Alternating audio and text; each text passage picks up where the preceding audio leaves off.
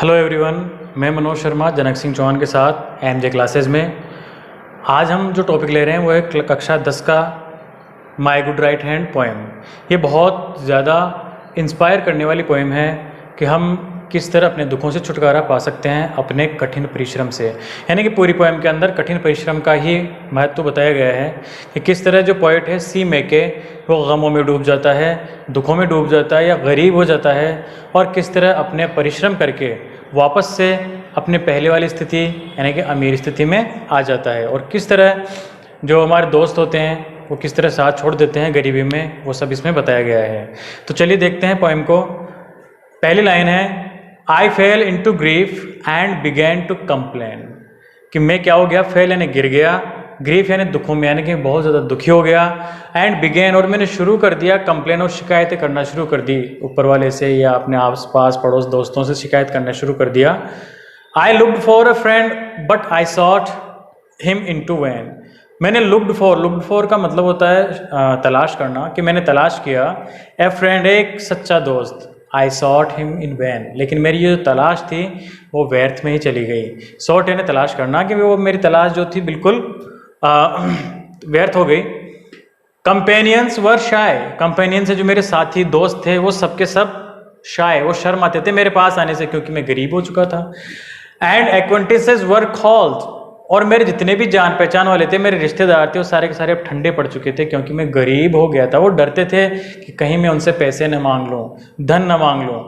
दे gave me good council, कि वो मुझे अच्छी अच्छी सलाहें तो देते थे, काउंसिल ने एडवाइसेज सलाह, वो मुझे अच्छी सलाह देते थे। एंड ड्रेडेड देयर गोल्ड, लेकिन वो डरते थे, ड्रेडेड यानी डरना, फियर्ड अपना धन देने में, गोल्ड यानी मनी, वो मुझे धन देने में बहुत ज़्यादा डरते थे। ये पहला स्टांजा है। अब हम देखते हैं दूसरा स्टांजा। लेट देम गो आई एक्सक्लेम्ड, कि उनको जाने दो, लेट यानी जाने दो, लेट देम गो पूरा इसका मतलब जाने दो। आई एक्सक्लेम्ड, मैं चिल्लाया, ये मैंने अपने आप से कहा। आई have a friend my side, लेकिन मेरी तरफ मैं रखता हूँ, हैव यानी रखना, मैं यहाँ पर रखता हूँ एक मित्र मेरी तरफ, यानी उन सबको जाने दो लेकिन फिर भी इन सब के बावजूद मैं एक मित्र अपने पास रखता हूँ। टू लिफ्ट मी, अपने आप को उठाने के लिए, यानी कि जो मुझे उठाता भी है। एंड एड मी, मेरी सहायता करता है, एड यानी सहायता, help. Where ever be tide, चाहे कुछ भी हो जाए, चाहे कुछ भी घटना घट जाए, लेकिन वो मेरी सहायता करता है। To trust the world is to build on the sand, to trust यानी विश्वास करना, टू द वर्ल्ड यानी संसार के ऊपर, is to build on the sand, वो क्या है, बिल्ड ऑन द सैंड यानी रेत के ऊपर घर बनाना, महल बनाना। ये एक मुहावरा है, रेत पे घर बनाना, जो कि ठहर नहीं सकता। तो वैसे ही जिस तरह बालू के ऊपर घर बनाना संभव नहीं है, उसी तरह इस संसार पर विश्वास करना संभव नहीं है। I will trust but in heaven my good right hand, और मैं विश्वास करूंगा, आई विल ट्रस्ट, कि मैं ट्रस्ट करूंगा, लेकिन किस पर, हेवन यानी गॉड के ऊपर। And my good right hand, और मेरे सच्चे मित्र, मेरा सच्चा दाहिना हाथ के ऊपर, यानी मेरे परिश्रम के ऊपर, मेरे करेज के ऊपर, मेरे लेबर के ऊपर मैं विश्वास करूंगा।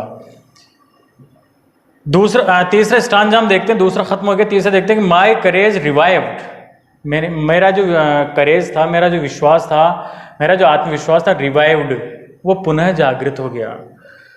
इन माई फॉर्च्यून्स डिस्पाइट, मेरे फॉर्च्यून्स, फॉर्च्यून यानी मेरा जो दुर्भाग्य था, मेरा जो भाग्य उलट चल रहा था, डिस्पाइट यानी इसके बावजूद, यानी कि मेरे बुरा जो वक्त चल रहा था, मेरे बुरे भाग्य के बावजूद मेरा पूरा का पूरा जो विश्वास था वो रिवाइव्ड, वो जाग गया, वो इकट्ठा हुआ।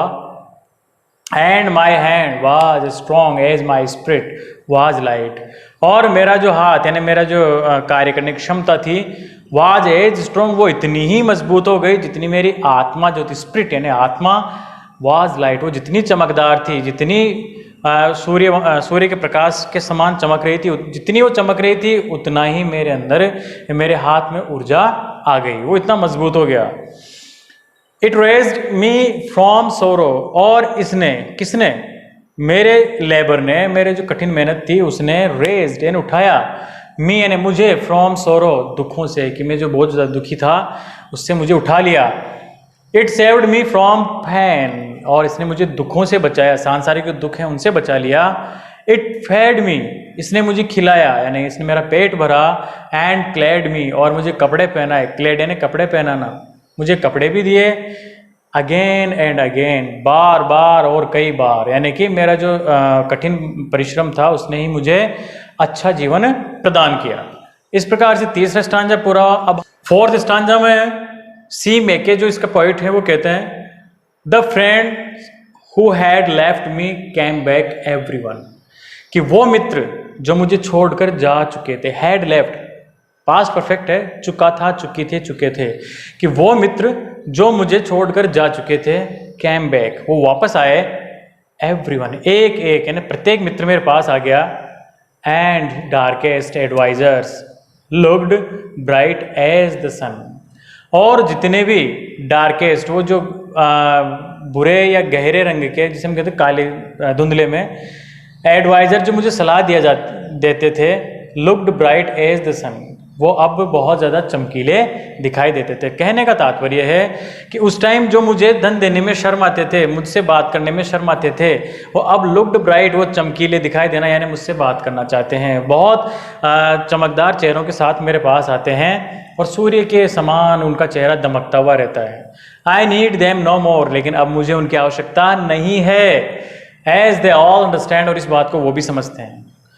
आई थैंक दी, मैं तुम्हें धन्यवाद देता हूँ, दी यानी यू, कि मैं तुम्हें धन्यवाद देता हूँ। आई ट्रस्ट दी, मैं केवल तुम्हारे ऊपर विश्वास करता हूँ।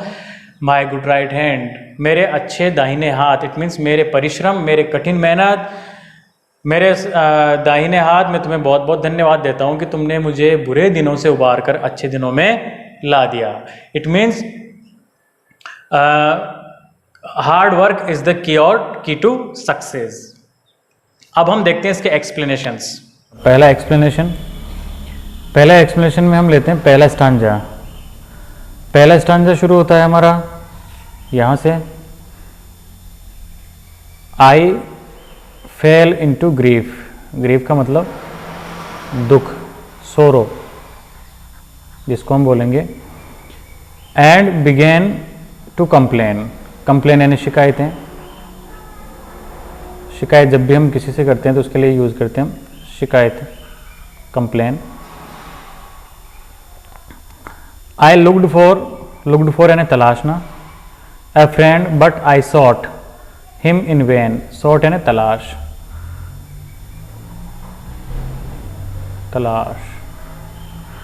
इन वेन बेकार में। ऑल कंपेनियंस यानी मेरे जो साथी, रिलेटिव जितने भी थे, साथी जितने भी थे, वर्ष आए, वो मेरे से शर्माने लग गए, यानी मुझसे घबराने लग गए। एंड एक्वेटेंस, और मेरे जो जान पहचान वाले थे, वर कोल्ड, वो ठंडे पड़ चुके थे। They gave me good counsel but dreaded their gold. वो मुझे अच्छी अच्छी सलाहें तो देते थे, लेकिन अपना धन देने से डरते थे, यानी अपना सोना देने से डरते थे। इसका मतलब अब इनको, इन जो बातें हमने पढ़ी उन सबको हमें लिखना ही एक्सप्लेनेशन होगा। तो इनमें सबसे पहले अब देखते हैं रेफरेंस देखेंगे हम कहाँ से, आई फेल से लेकर और डियर गोल्ड तक। सबसे पहले हम लिखते हैं दो चीज़ें रेफरेंस के अंदर। These lines have been taken from the poem my good right hand which is written by Charles Mackay. यानी कि ये पोएम जो है वो किसके द्वारा लिखी गई है, और ये जो लाइन्स हैं, ये स्टांजा जो है कहाँ से लिए गए। बस दो ही बातें लिखते हैं, रेफरेंस में लिख दी हमने कि ये जो लाइनें हैं वो माई गुड राइट हैंड नामक पोएम से ली गई है और चार्ल्स मैके इसके लेखक हैं।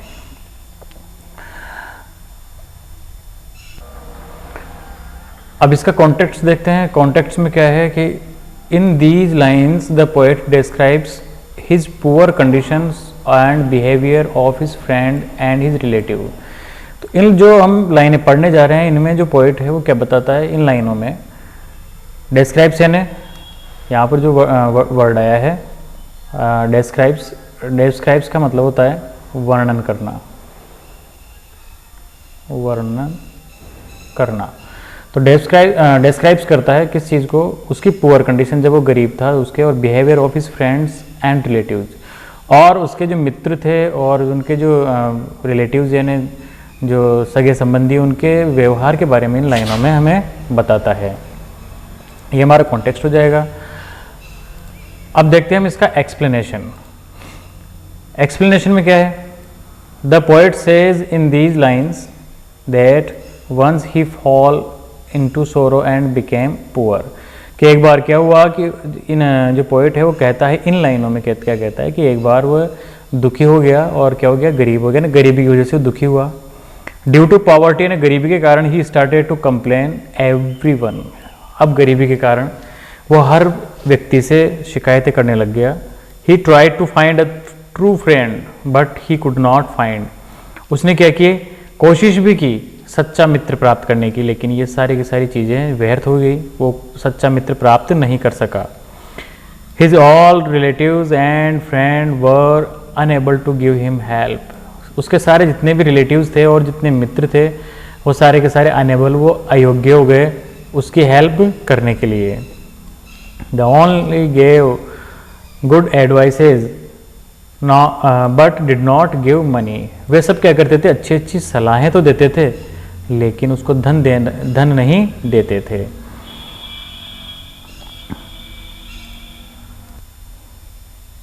अब इसका क्रिटिकल नोट देखते हैं इसमें। The poet has used easy and impressive language, ये हम सभी के अंदर लिखते हैं, जितने भी एक्सप्लेनेशंस करेंगे उन सभी के अंदर ये लाइन लिखेंगे। और दूसरी लाइन है वो थोड़ा डिफरेंट है कि the poet shows changes in behaviour of relatives and friends, कि कवि ने इस स्टांजा के अंदर, इस छंद के अंदर हमें क्या बताया है, क्या बताता है वो, चेंजेस इन बिहेवियर, यानी कि जो लोगों के जो व्यवहार है उसके अंदर किस तरह परिवर्तन होता है उसके बारे में हमें बताया है। इस तरह से ये पहला छंद कंप्लीट होता है। अब हम देखते हैं दूसरे छंद की एक्सप्लेनेशन। दूसरा जो छंद है वो है हमारा लेट देम गो, आई एक्सक्लेम्ड, मैं जोर से चिल्लाया या कहा चलो उनको जाने दो। I have a friend at my side to lift me, मेरी तरफ एक मित्र है टू लिफ्ट मी, मुझे उठाने के लिए, एंड एड मी, मुझे सहायता करने के लिए। एड का मतलब होगा यहाँ पर सहायता।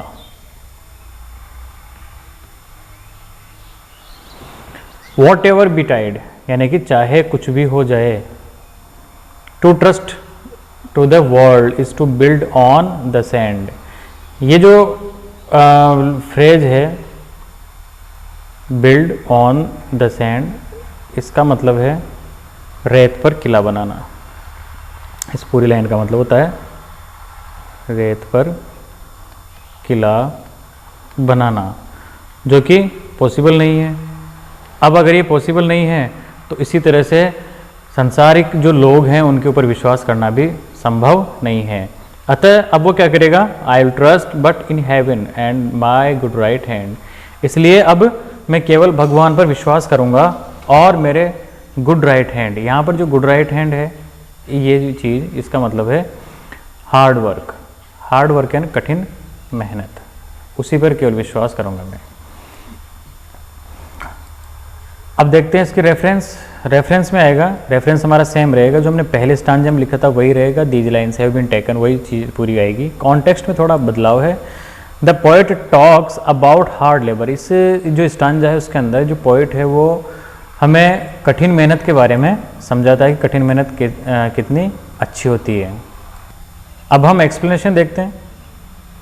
एक्सप्लेनेशन में देखते हैं कि इन these lines the poet says, तो इन लाइनों में जो पोएट है वो कहता है that he was shocked on his friends. Poet क्या कहता है कि ही वाज शॉक्ड, वो बहुत ज़्यादा शॉक्ड था, ऑन हिज फ्रेंड्स, उनके मित्रों के एटीट्यूड यानी व्यवहार के ऊपर।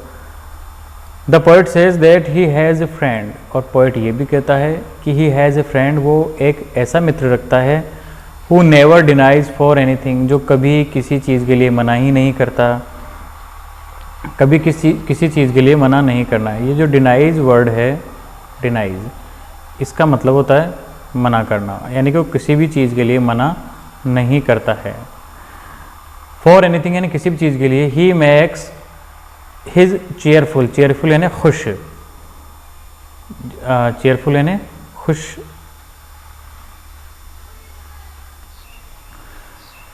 For helps him in every situation, और प्रत्येक कंडीशन के अंदर, प्रत्येक स्थिति के अंदर उसकी सहायता करता है। Trusting other people is like building castle, castle यानी किला, ऑन द सैंड यानी कि रेत पर किला बनाने के समान है दूसरों के ऊपर विश्वास करना, तो विश्वास नहीं किया जा सकता।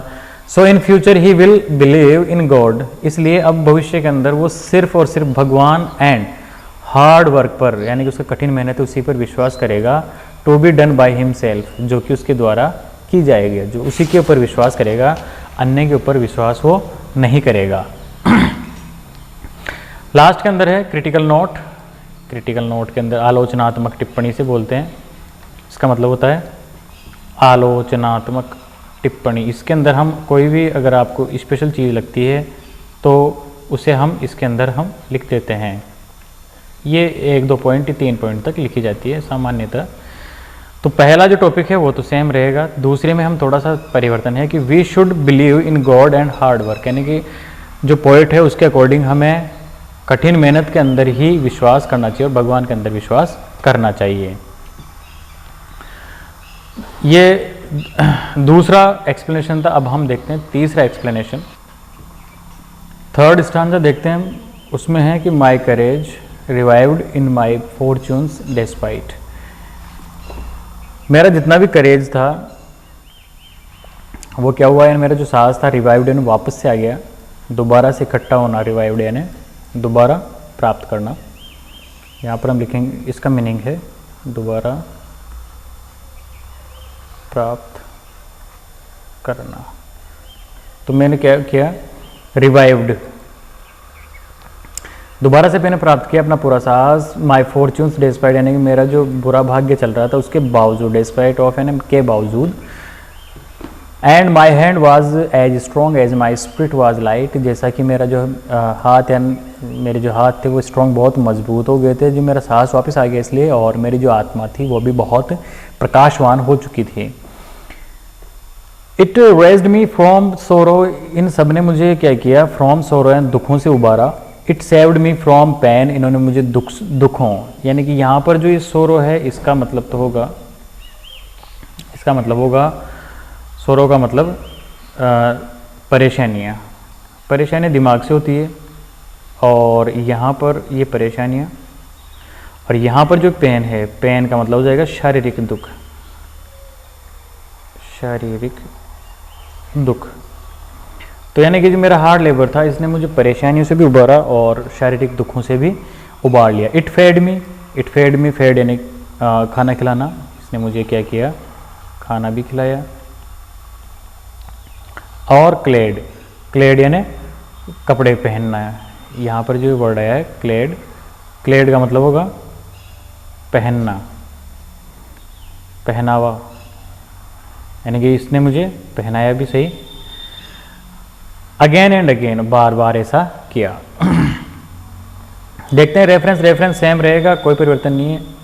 कॉन्टेक्स्ट में थोड़ा परिवर्तन है। In these stanza the poet makes us understand, यानी कि इस स्टांजा में जो पोएट है वो हमें समझाता है, क्या समझाता है, hard work gives us everything, की जो कठिन परिश्रम है वही सब कुछ हमें देता है, ये हमें समझाता है। अब इसका एक्सप्लेनेशन देखते हैं हम।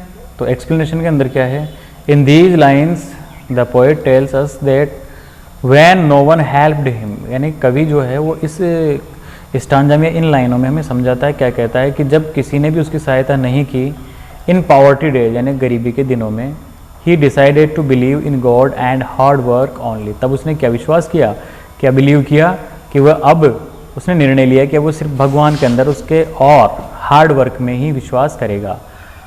ऑल्दो, हालांकि his luck was not favourable, कि हालांकि उसका जो लक था, उसका भाग्य जो था फेवरेबल नहीं था, उसके पक्ष में नहीं था, फिर भी, यट यानी फिर भी, ही गैदर्ड, उसने इकट्ठा किया, ऑल हिज करेज, उसने अपना पूरा साहस इकट्ठा किया। Now his soul and hand were ready to work hard, अब उसकी जो आत्मा थी वो और उसके हाथ वो क्या थे, अब रेडी थे कार्य करने के लिए, कठिन मेहनत करने के लिए। तो his hard work lifted him from sorrows and pains and it gave him food and clothes, अब उसने जो कठिन मेहनत की उससे क्या हुआ, उसके दुख भी दूर हुए और उससे शारीरिक पीड़ाएं भी दूर हो गई। इन उस जो कठिन मेहनत है उसने उसको खाना भी दिया और कपड़े भी दिए। इस तरह ये हमारा तीसरा जो स्टैंजा है उसका एक्सप्लेनेशन कंप्लीट हुआ। क्रिटिकल नोट में हम देखते हैं, क्रिटिकल नोट में सेम रहेगा, यानी कि जो हमने पहले देखा दूसरा के अंदर वही दोनों के अंदर सेम है, दोनों टिप्पणियाँ उसी में सेम रहेगी, नो चेंज। अब हम देखते हैं चौथा स्टैंजा शुरू होता है हमारा, their friends who had left me came back everyone and darkest advisers looked bright as the sun. I need them no more as they all understand. I thank thee, I trust thee, my good right hand. कि मेरे जो सारे मित्र थे वो जो कि मुझे छोड़कर जा चुके थे, हैड लेफ्ट ने जा चुके थे छोड़कर, कैम बैक वो वापस आ गए, एवरीवन एंड प्रत्येक, एंड डार्केस्ट और जो बिल्कुल धुंधले दिखाई देते थे, एडवाइजर्स जो मेरे सलाहकार थे, ब्राइट एज द सन वो भी अब इतने साफ हो गए जैसे कि सूर्य, यानी सूर्य की रोशनी के समान और चमकीले दिखाई देने लग गए। आई नीड देम नो मोर, अब मुझे उनकी कोई आवश्यकता नहीं थी, एज दे ऑल अंडरस्टैंड, इस बात को वो भी समझ गए थे। आई थैंक दी, लेकिन मैंने तुम्हें धन्यवाद दिया, यानी मैं तुम्हें ही धन्यवाद देता हूँ, यानी कि मेरे हार्ड लेबर को। आई ट्रस्ट दी, सिर्फ मैं तुम्हारे अंदर ही विश्वास करता हूँ, माई गुड राइट हैंड, मेरे अच्छे दाहिने हाथ, यानी मेरे हार्ड वर्क, मैं सिर्फ तुम्हारे अंदर ही विश्वास कर सकता हूँ।